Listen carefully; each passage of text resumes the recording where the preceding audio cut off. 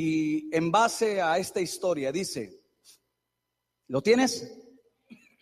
Pasadas estas cosas, aconteció que los hijos de Moab, di conmigo Moab, más fuerte, Moab, los hijos de Moab y de Amón, y contra ellos otros de los amonitas vinieron ¿contra quién? ¿Contra quién? Dígalo fuerte, ¿contra quién? Contra Josafat. Vinieron a hacerle la guerra y acudieron algunos y dieron aviso a Josafat diciendo, contra ti viene una gran multitud del otro lado del mar y de Siria, y aquí están en Hazezón Tamar, que es en Gadi. Entonces él tuvo temor y Josafat humilló su rostro para consultar a Jehová e hizo pregonar ayuno a todo Judá. Y se reunieron los de Judá para pedir socorro a Jehová, y también de todas las ciudades de Judá vinieron a pedir ayuda a Jehová. Entonces Josafat se puso en pie en la asamblea de Judá y de Jerusalén, en la casa de Jehová delante del atrio nuevo, y dijo, Jehová Dios de nuestros padres, ¿no eres tú Dios en los cielos y tienes dominio sobre todos los reinos de las naciones? ¿No está en tu mano tal fuerza y poder que no hay quien te resista? ¿Cuántos dicen amén? Es el Dios que tenemos, un Dios poderoso. Dios nuestro, ¿no echaste tú los moradores de esta tierra delante de tu pueblo Israel y la diste a la descendencia de Abraham, tu amigo, para siempre? Y ellos han habitado en ella y te han edificado en ella santuario a tu nombre, diciendo, si mal viniere sobre nosotros o espada de castigo, pestilencia o hambre, no presentaremos delante de esta casa, nos presentaremos delante de esta casa y delante de ti, porque tu nombre está en esta casa. Levanta tu mano y di conmigo, tu nombre está en esta casa. Vamos, dilo fuerte, tu nombre está en esta casa. Dice, y a causa de nuestras tribulaciones clamaremos a ti, y tú nos oirás y salvarás. Ahora pues, he aquí los hijos de Amón y de Moab y los del monte de Seir, a cuya tierra no quisiste que pasase Israel cuando venía de la tierra de Egipto, sino que se apartase de ellos y no los destruyese. Dice, he aquí ellos nos dan el pago, viniendo, arrojándonos de la heredad que tú nos diste en posesión. Oh Dios nuestro, no los juzgarás tú, porque en nosotros no hay fuerza contra tan grande multitud que viene contra nosotros. No sabemos qué hacer, y a ti volvemos nuestros ojos. Y todo Judá estaba en pie delante de Jehová, con sus niños y sus mujeres y sus hijos. Y estaba allí Jaasiel, hijo de Zacarías, hijo de Benanías, hijo de Jehiel, hijo de Matanías, levita de los hijos de Asaf, sobre el cual vino el Espíritu de Jehová, el Espíritu de Dios, en medio de la reunión, y dijo, oíd Judá todo y vosotros moradores de Jerusalén, y tú, rey Josafat, Jehová os dice así, no temáis ni os amedrentéis delante de esta multitud tan grande, porque no es vuestra la guerra, sino de Dios. Mañana descenderéis contra ellos, y he aquí ellos subirán por la cuesta de Cis, y los hallaréis junto al arroyo antes del desierto de Jeruel. No habrá para qué peleéis vosotros en este caso. Paraos, estad quietos, y ved la salvación de Jehová con vosotros. Oh Judá y Jerusalén, no temáis ni desmayes. Salid mañana contra ellos, porque Jehová estará con ustedes. Entonces Josafat se inclinó su rostro a tierra, y asimismo todo Judá y los moradores de Jerusalén se postraron delante de Jehová y adoraron a Jehová. Y se levantaron los levitas de los hijos de Coad y los hijos de Coré para alabar a Jehová, el Dios de Israel, con fuerte, ¿cómo tenemos que alabarle?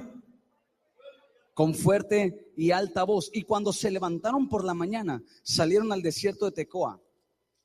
Y mientras ellos salían, Josafat, estando en pie, dijo, oídme Judá y moradores de Jerusalén. Creer en Jehová vuestro Dios y estaréis seguros.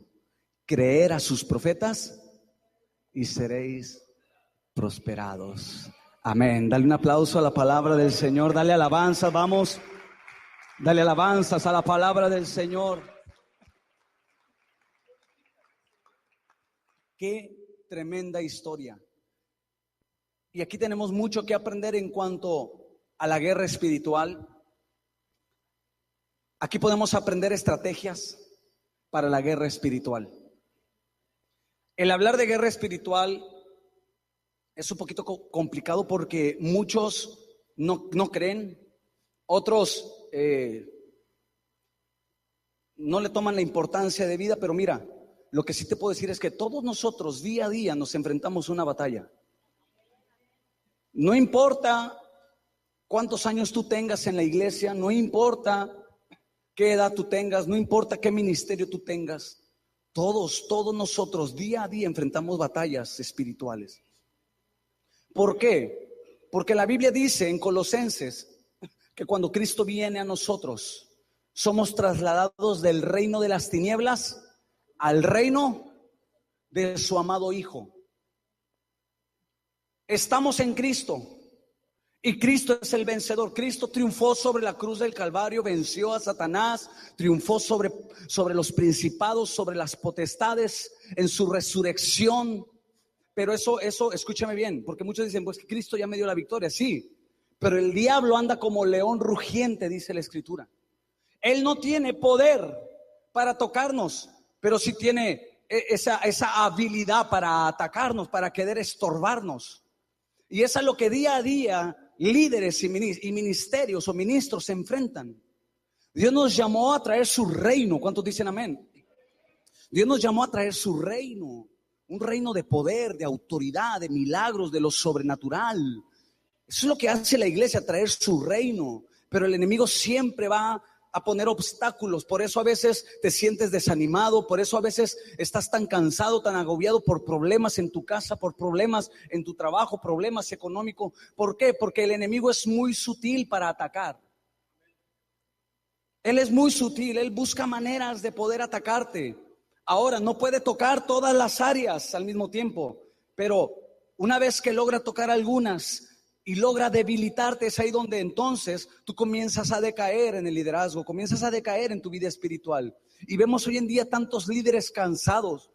Vemos tantos líderes que ya no tienen fuerza para seguir ministrando, ya no fluyen en la unción, ya no fluyen en la revelación. Lo hacen ¿por qué? Porque quizá tienen una posición dentro de la iglesia. Pero ¿saben? No debemos de hacerlo de esa forma. Tenemos que hacerlo con la pasión, tenemos que hacerlo en el mover del Espíritu Santo. Tenemos que movernos con palabra de revelación, palabra rema, que traiga sanidad, que traiga liberación. ¿No me estás escuchando?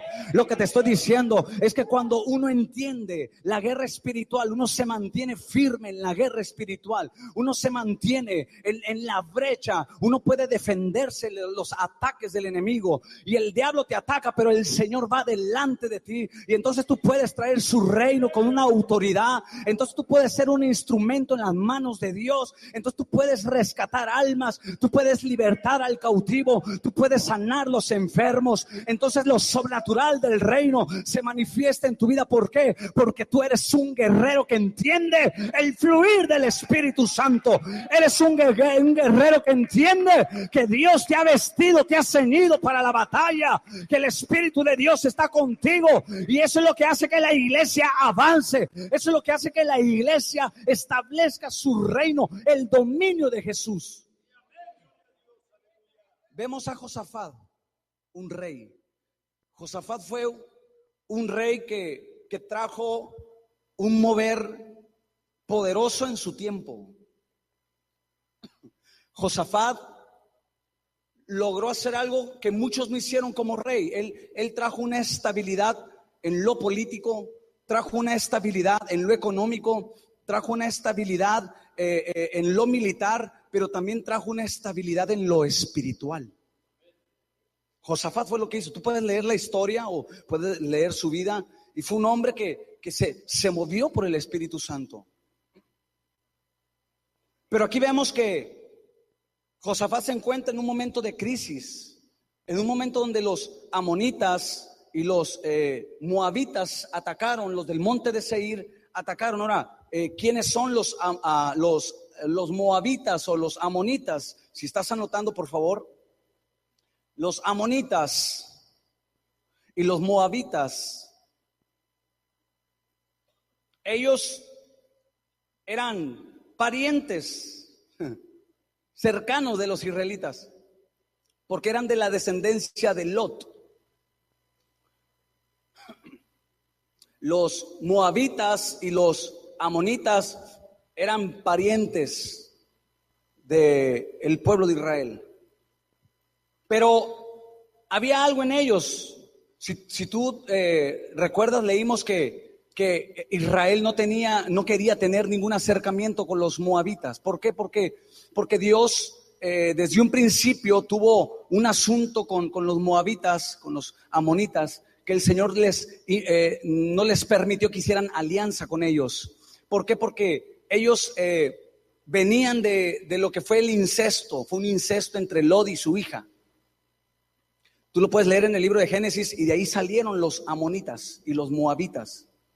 De hecho, yo quiero que vayas conmigo. Vamos a tomar como referencia Deuteronomio capítulo 23. Para entender poquito esta historia, los amonitas y los moabitas, capítulo 23 de Deuteronomio.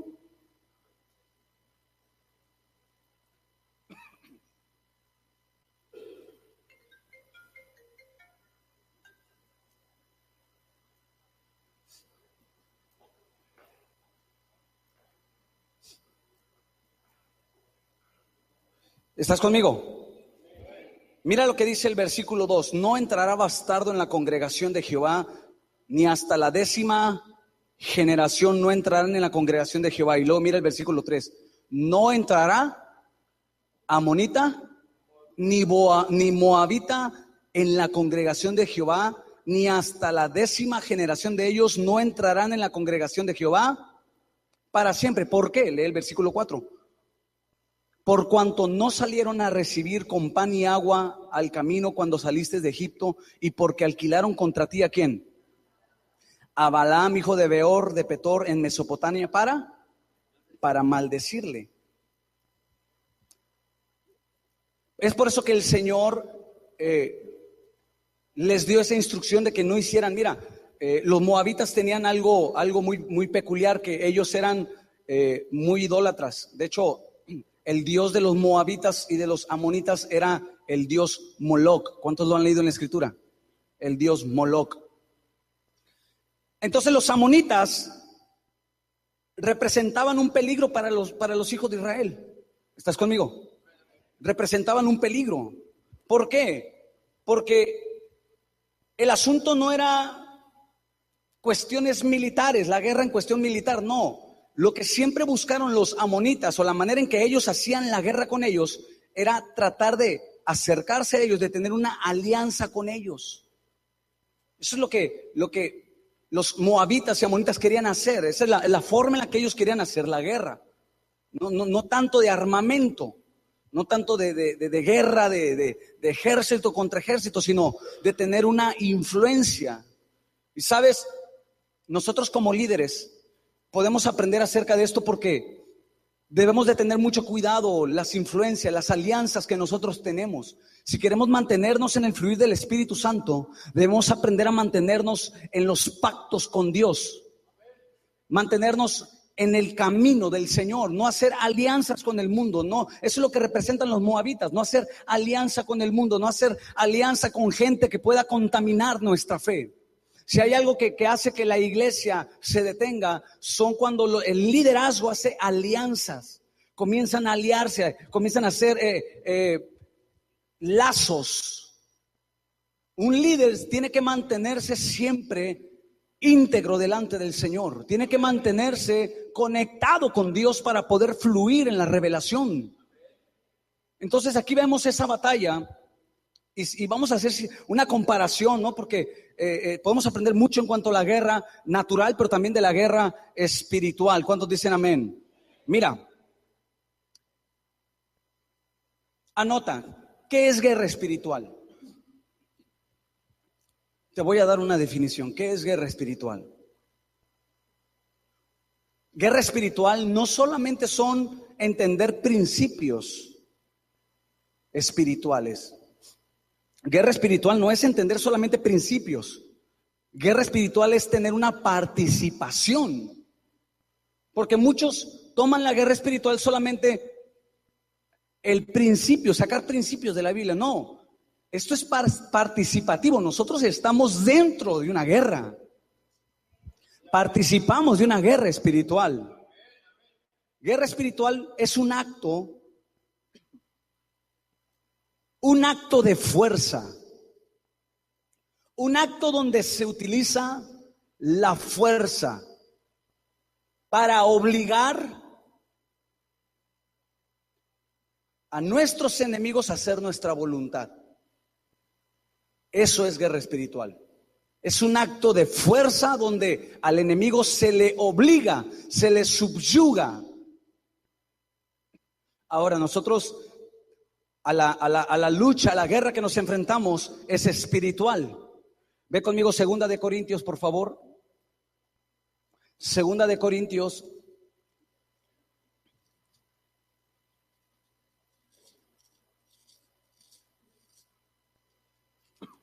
Segunda de Corintios 10:4.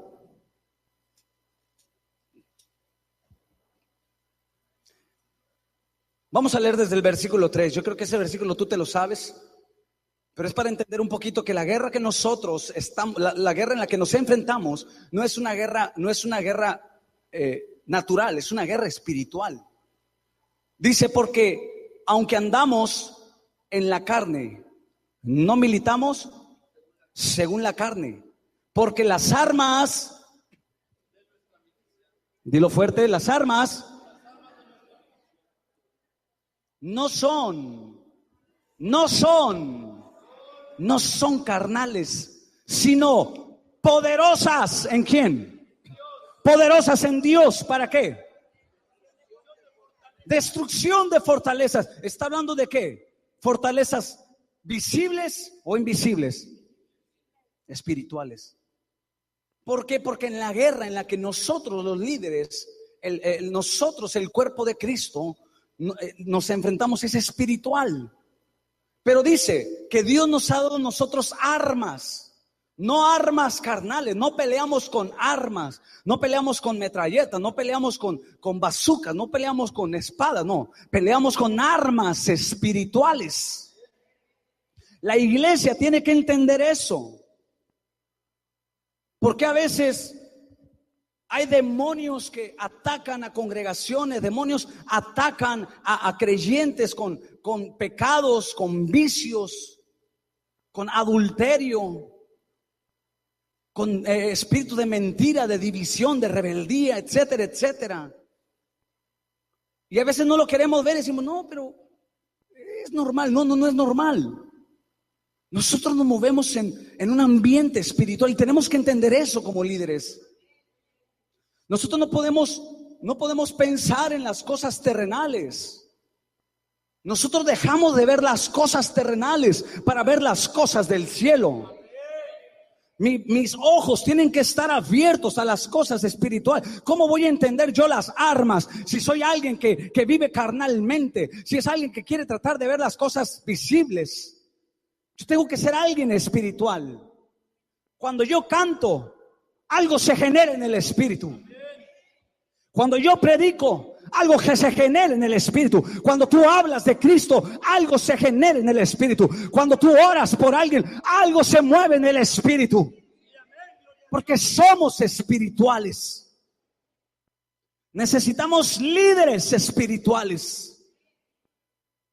que usen las armas. Dice, las armas son para destruir fortalezas, argumentos que se levantan en contra de ¿qué? Del conocimiento de Dios. Ese es el trabajo del enemigo, levantarse contra todo lo que lleva el nombre de Dios. Se levanta contra la iglesia, se levanta contra los líderes, se levanta contra el ministerio, todo lo que lleva la esencia de Dios, la esencia del reino. El diablo va a tratar de detenerlo. Por eso vemos aquí a los moabitas, vemos a los amonitas tratando de detener a un hombre que estaba trayendo gloria al pueblo de Israel. Siempre que alguien comienza a moverse en el espíritu, siempre, escúchame bien, alguien que se mueve, que camina, que entiende que Dios lo ha puesto con un propósito, siempre va a ser atacado para ser detenido. Siempre. Por eso tenemos que tener nuestros ojos espirituales. Mira, nuestra guerra es un acto de fuerza. Es un acto de fuerza. Pero no es una fuerza terrenal. Es una fuerza espiritual.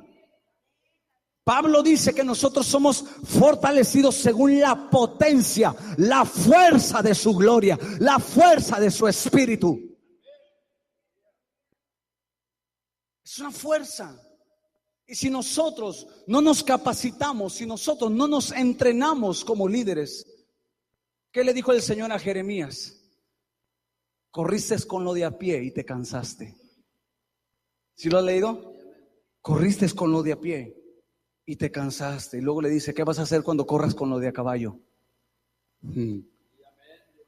El líder tiene que estar entrenado, tiene que ser un líder que aprenda a tener resistencia. La vida, escúchame bien, en el ministerio, en el liderazgo, no es tanto de cuánto abarcamos, sino de cuánto resistimos. Es de resistencia.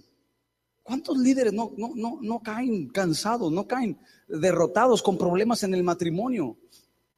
Gente que tiene un liderazgo, que tienen esa facilidad o tienen ese mover en la predicación. Yo he conocido líderes así. Líderes que se mueven, pero cuando tú comienzas a examinar su vida y ves que su vida no es conforme o no va de acuerdo a lo que ellos hacen acá en el ministerio. ¿Por qué? Porque están llenos de problemas en el hogar, hablan de divorcio, no oran, no ayunan. ¿Me explico? O sea, tiene que haber una congruencia. Y si no aprendemos a ser líderes de guerra, no vamos a alcanzar, hermano. Tenemos tanto trabajo en nuestra ciudad. Tenemos tanto que hacer, hay tantas almas que predicarles el evangelio en cada lugar donde tú estás, donde Dios te puso. Hay tanta necesidad. Y eso, hermanos, ¿cómo vamos a atacar la drogadicción? El hombre terrenalmente, ¿qué hace? Vamos a hacer programas de ayuda. ¿No hace eso? Vamos a hacer un programa de ayuda. El gobierno dice, bueno, vamos a hacer programas de eso. Llévate a todos los jóvenes a hacer deporte. ¿Cómo? ¿Que la iglesia qué va a aportar? ¿Programas también así? ¿Programas sociales? No. La iglesia ¿qué aporta? Fluir del Espíritu Santo, unción, autoridad. ¿Qué dijo Jesús? He aquí yo les doy autoridad, he aquí yo les doy potestad. Tú tienes autoridad de parte de Dios, pero ¿sabes cuándo esa autoridad es efectiva? Cuando tú entiendes lo espiritual, cuando entiendes el mover del Espíritu. Ahí es cuando se hace efectiva la autoridad que Cristo te ha dado. Ahí es cuando entonces los demonios de drogadicción, de adulterio, de alcoholismo, de prostitución, de asesinato, todo lo que vemos hoy en día, ahí es cuando ellos se sujetan a esa autoridad en el nombre de Jesús.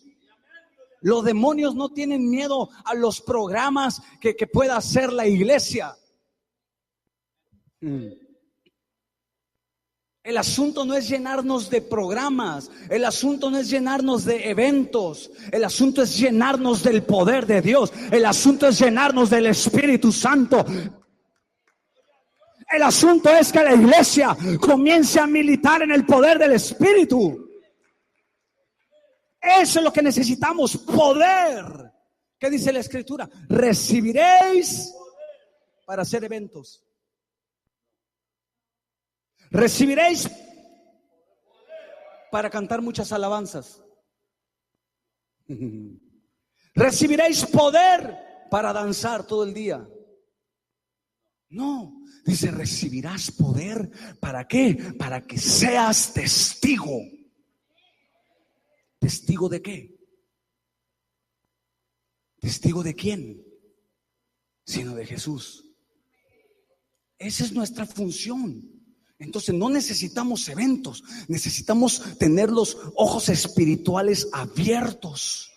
Eso es lo que necesitamos para establecer el reino de Dios. Ahora, mira Efesios capítulo 6, por favor.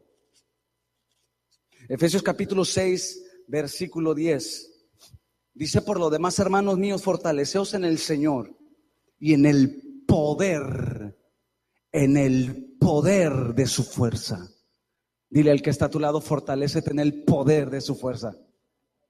Vamos, tócale el hombro y dile: fortalécete en el poder de la fuerza del Señor. Mira, muchos yo sé que están cansados, están agobiados, hablando en el sentido espiritual. Muchos yo creo que hasta vinieron con una mentalidad de que pues voy a ir a ver qué sucede. Y no es a venir a ver qué sucede. Nosotros venimos porque sabemos que va a suceder algo en este lugar. Nosotros sabemos que cuando se reúne el pueblo, algo sucede, algo glorioso, su gloria se derrama. O sea, dejemos esa mentalidad mediocre, pobre. Vamos a ver qué sucede.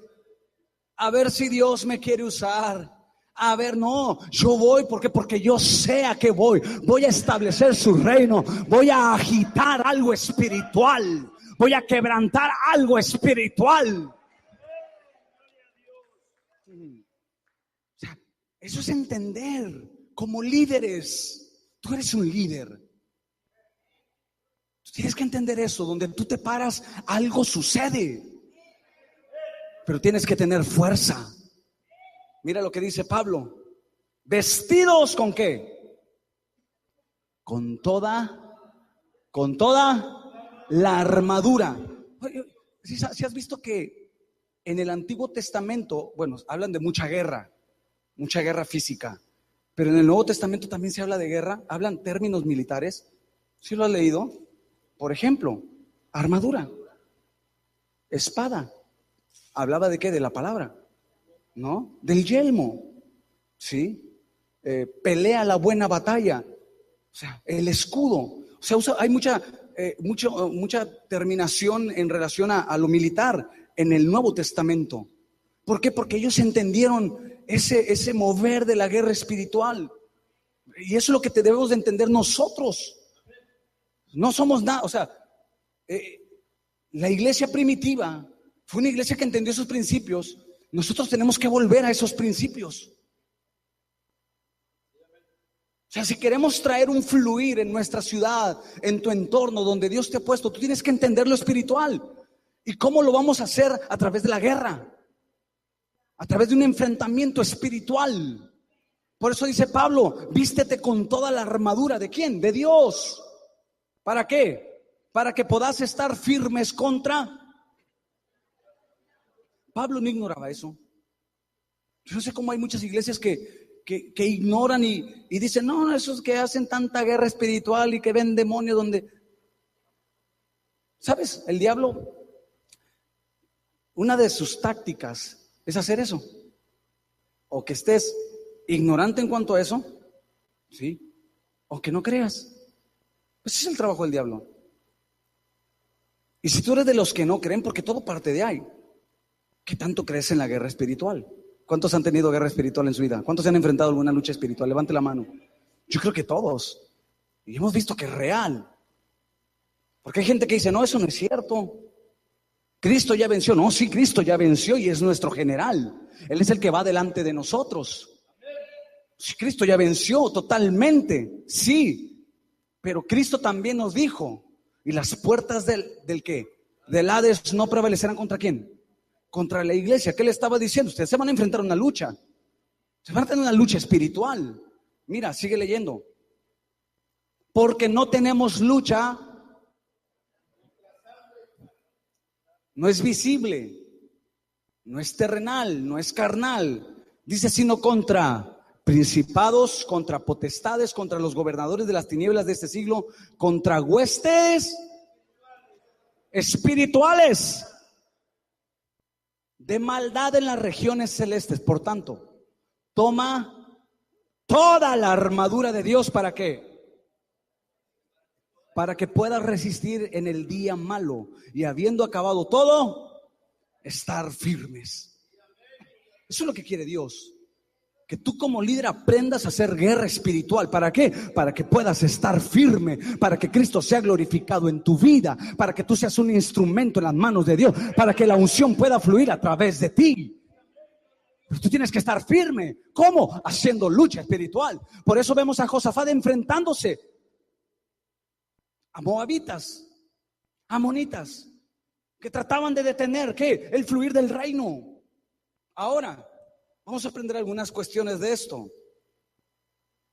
Los moabitas, los amonitas representan espíritus o demonios que atacan nuestras vidas con la finalidad de apartarnos del fluir del Espíritu Santo. Es lo que representan ahora. No es alguien físico, es un espíritu que trata de tener tu ministerio, que trata de tener tu vida espiritual. Esta batalla no se gana con armas de fuego, sino con el poder de Dios. Tenemos que tener el poder, pero escúchame bien, tenemos que tener también revelación de la palabra. Si no tenemos revelación, Jesús, ¿qué dijo? Juan capítulo 8 le dice a los fariseos, le dice: hey, ustedes se equivocaron, ¿saben por qué? Porque ignoran el poder y las escrituras. El poder y las escrituras tienen que ir de la mano. Yo no puedo fluir con puro poder. Yo tengo que fluir también con la palabra. ¿Sí me explico? O sea, no todo es poder. No, también hay que conocer la palabra. Hay que tener la escritura, porque la escritura es la que nos revela. La escritura es lo que nos revela. ¿Por qué? Porque la guerra espiritual, como es espiritual, escúchame bien, necesitamos discernimiento espiritual. Si no tengo discernimiento espiritual, ¿cómo voy a saber qué es lo que me está atacando? ¿Cómo voy a saber qué es lo que está tratando de detener? No es usar el razonamiento, no es usar mis sentimientos, no, es usar el discernimiento dado ¿por quién? Por el Espíritu Santo. El Espíritu de Dios.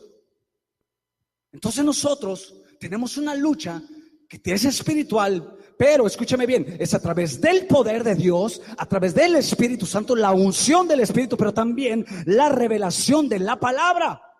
Cristo se movió en esas dos esferas. Se movió en el poder. Él sanó enfermos, Él levantó muertos, echó fuera demonios, sanó ciegos. Jesús se movió en el poder, caminó sobre las aguas. Se movió en el poder. Pero escúchame bien, también se movió en la revelación de la palabra. ¿Y qué modelo tenemos? ¿Qué mejor modelo para nosotros sino el de Jesús? Cuando Jesús se enfrenta a Satanás, cuando lo tienta en el desierto, ¿con qué le responde? ¿Con poder? ¿Con qué le respondió? ¿Con qué le respondió? Con la palabra. ¿Y tú crees que Jesús simplemente, me sé estos versículos de niño y se los declaro? No, Jesús ahí mismo tuvo una revelación.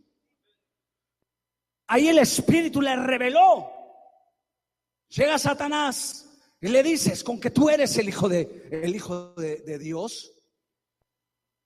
O sea, recuerda, Jesús está pasando un momento de preparación. Si Jesús se preparó, nosotros también nos tenemos que preparar. Jesús se preparó. Entonces mira, le dice, si tú eres hijo de Dios, di a estas piedras que se conviertan en pan. Pero como Jesús, escúchame bien, no estaba buscando algo terrenal. Jesús estaba buscando lo espiritual. Él se estaba moviendo en otra atmósfera. Entonces él no podía responder carnalmente. Él estaba teniendo una batalla. No podía responder de una manera carnal. No podía responder con un razonamiento. Él tuvo que responder ¿con qué? Con la revelación. Y le dice, escrito está, no solamente de pan vivirá el hombre, sino de toda palabra que sale de la boca de Dios. Y eso es lo que nosotros, el poder sí para echar fuera demonios, el poder sí, ¿para qué? Para poner las manos sobre los enfermos y los enfermos se han sanado, sí. Pero también necesitamos la palabra. La palabra. ¿Qué dice la Escritura en Colosenses? Si la palabra de Cristo more abundantemente en vuestros corazones. ¿Cómo debe de ser la palabra? Abundantemente. La pregunta es, ¿cómo estás tú en cuanto a la palabra? ¿Estás llevando tu liderazgo conforme a la palabra? Josafat, ¿sabes por qué fue Josafat? Porque era un hombre que se apegó totalmente a la palabra de Dios. Se apegó a los mandamientos de Dios. Se apegó a sus palabras, los dichos de su boca. ¿Qué es lo que nos va a dar las victorias? ¿Cómo vamos a ganar una batalla sino con la palabra de Dios? Alguien dígame, por favor. Ahora, ve conmigo a Proverbios 24. ¿Estás conmigo? Proverbios 24.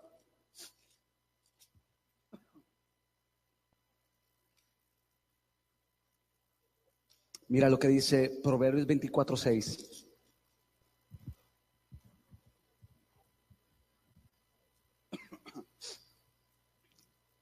Mira lo que dice. Porque con ingenio, ¿qué harás? ¿Qué harás? Con ingenio. En otra versión dice, con sabiduría. Y hay otra versión que dice, con revelación. Con sabiduría, con la revelación de la palabra, tú vas a hacer que la guerra. Necesitamos la revelación de la palabra. Urge líderes que se sumerjan en la palabra de Dios, que prediquen la palabra. Hoy en día ya se escucha de todo, menos de Cristo. Vemos los púlpitos donde ya ni siquiera a Dios, Cristo se menciona. Tenemos que volver nosotros a esos principios. Y esos se encuentran en la palabra del Señor. Ahora, fíjate en el versículo 3, ve conmigo a Crónicas 20. Mira la reacción de Josafat. Versículo 3 dice, cuando miró que se enfrentó Moab y los amonitas, dice que Josafat tuvo temor. Diga conmigo, temor. Tuvo temor. ¿Cuántos han sentido temor alguna vez en su vida? Levante la mano. Ahora como cristianos, yo creo que todos hemos sentido temor. Josafat tuvo temor al verse en esa situación donde venían a atacarle. Ahora, el enemigo, lo que trata de hacer en el liderazgo cuando no está preparado, lo que hace es infundir temor. Sí. Lo primero que hace el enemigo con un líder es tratarle de infundir temor. El temor que hace, el temor es peligrosísimo. Porque una vez que tú abres las puertas al temor, porque la Escritura dice que Dios no nos ha dado espíritu de ¿qué? Ni de temor, sino de poder, de autoridad y dominio propio. Mira, o sea, el Señor no nos dio espíritu de temor. Pero cuando nosotros abrimos la puerta al temor, el temor ¿qué hace? Paraliza tu vida espiritual. Dos cosas hace el temor, anótalas, dos cosas. Dos cosas provoca el temor. Primero,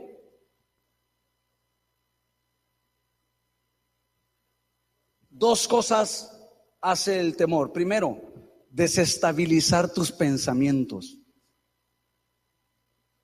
Cuando tú permites en tu vida, en tu ministerio, en tu liderazgo, el temor, te estás enfrentando a una guerra espiritual, estás teniendo asuntos en tu familia, en tu trabajo, en tu matrimonio. Cuando tú estás pasando cosas así y permites el temor, lo primero que va a suceder es desestabilizar tus pensamientos. Y nuestros pensamientos son importantes para la batalla. Nuestros pensamientos son importantes para la batalla. Y alguien diga amén. ¿Por qué? Porque yo tengo que mantener los pensamientos en Cristo. Nosotros tenemos la mente de Cristo, pensamientos del reino. Entonces, cuando el temor entra en nuestras vidas, lo primero que hace es desestabilizar nuestros pensamientos. Y es cuando comienzan las dudas, es cuando comenzamos a dudar, comenzamos a tener ideas diferentes a lo que la palabra de Dios dice. ¿Por qué? Porque desestabilizan. Segundo, el temor, una vez que tú lo dejas entrar, va a desestabilizar tus emociones. va a desestabilizar tus emociones. Y nosotros tenemos que tener esa templanza. La Biblia así lo dice, la templanza del Espíritu Santo. Hay cristianos, escúchame bien, hay cristianos o líderes que tienen sus emociones. Un día se levantan con toda la actitud y luego a las 2-3 horas se enojan y ya no quieren servir. Un día llegan a la iglesia y quieren adorar y dicen: pastor, estoy aquí, póngame lo que usted quiera, mire, ¿qué quiere que haga? Y tú dices: wow, oye, qué ímpetu tiene este. ¿Cuántos han conocido alguno así? No vinieron, ¿verdad? No vinieron esos. Pero yo he visto muchos así. Un día los toca el Espíritu Santo en medio del servicio y quieren servir, dicen: ahora sí, Cristo, te entrego todo lo que soy, ahora sí te voy a servir, ahora sí voy a leer la Biblia, ahora sí voy a ayunar, es más, ahora sí voy a diezmar. Hasta eso, dicen: ahora sí, Señor, voy a servir en la casa de vida, ahora sí voy a hablarle a mi familia de Cristo, es más, le voy a hablar hasta a mi suegra. Ahora sí. Emocionalmente, ¡pum! Y empieza a trabajar. Y empieza a servir. Pero también comienza a enfrentarse a una lucha espiritual. ¿Cuántos pueden decir si es cierto, pastor? Yo sé que muchos de nosotros nos hemos enfrentado a eso. Empezamos a servir a Dios con ese ímpetu, con esa fuerza, ¿verdad? Hablamos en lenguas y adoramos y nos postramos, pero también, como estamos sirviendo a Dios, estamos agitando algo espiritualmente, comenzamos a tener luchas. Entonces desestabiliza ¿qué? Nuestros pensamientos. Y luego comienzas a decir: no, yo creo que esto no es para mí. No, es muy difícil para mí. El pastor te dice: hermano, ¿por qué usted no sirve a esto? ¿O por qué no ayuda acá? ¿O por qué no abre una casa de vida? ¿O por qué no hace? Y dices: no, es que yo no soy Naiden.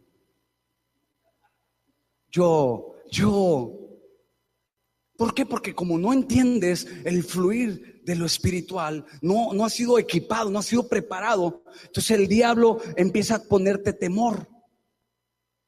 Una vez que pone temor, desestabiliza tus pensamientos y también tus emociones. Y es por eso que muchos con ese ímpetu terminan y luego a la siguiente semana, y hermano, ¿qué le pasó? Pues no andaba sirviendo muy bien, oiga. Mires, hasta parecía trompo dando vueltas en el culto. Pues no andaba muy servicial. No, hombre, hermano, es que es muy difícil. Esto de liderazgo es muy difícil. Eso de ser líder, no. Yo creo que el llamado es para mi hermano, ¿no? No, es que mi hermano lo hace mejor. ¿No han conocido a esa gente que dice: ay, ora por mi nombre? Mira, hermano, es que él ora re bonito. Él ora mejor que yo. Y luego hay otros que dicen: no, ve con el pastor porque él está más cerca de Dios. No, él sí. Y empiezan a poner un sinfín de excusas. ¿Pero por qué? Porque ya abrieron una puerta, ¿qué? Al temor. Al temor. Nosotros debemos de cuidar mucho esas dos áreas, nuestros pensamientos y nuestras emociones. Sí. Oye, hermano, a veces vienes con toda la alegría. Dice la Biblia que el corazón alegre, y a veces así llegas, mira, dile al que está a tu lado: bueno, a ti quién sabe qué te pasó, pero bueno, dile, el Señor te la dejó para testimonio. A veces llegas resplandeciendo y de repente, hermano, empiezas en la lucha espiritual, empiezas a tener problemas, empiezas a tener crisis, y ya no vienes con esa alegría, ya vienes con tu cara toda arrugada, vienes todo molesto, ya no adoras a Dios. ¿Por qué? Porque hubo una desestabilidad. Nosotros tenemos que adorarle, estemos como estemos. El líder que entiende su posición en el reino, no importa qué es lo que está pasando, él siempre va a adorar a Dios. No importa en qué momento esté viviendo, él siempre va a traer una alabanza, él siempre va a traer él siempre va a levantar las manos, él siempre va a adorar. El líder que entiende su propósito, él siempre va a traer una danza. Siempre. No hay nadie que lo detenga porque entiende y dice: me estoy enfrentando a algo espiritual. No es algo terrenal. Ahora, tuvo temor. No permitas que el temor controle tu liderazgo. Nunca permitas que el temor controle tu vida. No.